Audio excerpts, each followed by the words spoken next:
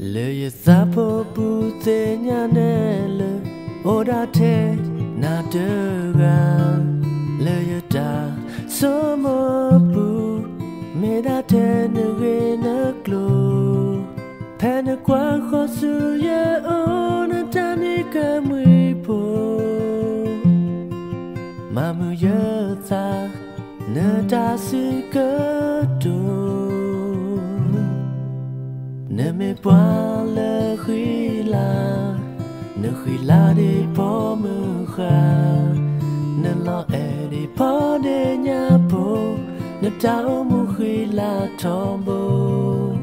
ye me ye so ke pe po ne ta na mu he su ye o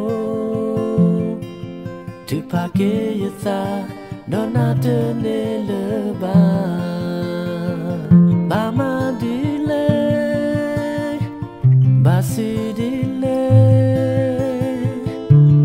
Bayola de Katsama Queen na Yata Yatambado ye Peso Kumo Le Takuzu Yaka Yena Tombo Mama Dile Basidile Koplo le ye me poile poya de gradona Ye tambado ye Peye so kamo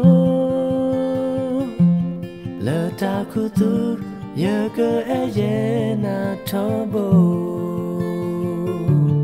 Le takutu ye ke eye na tombo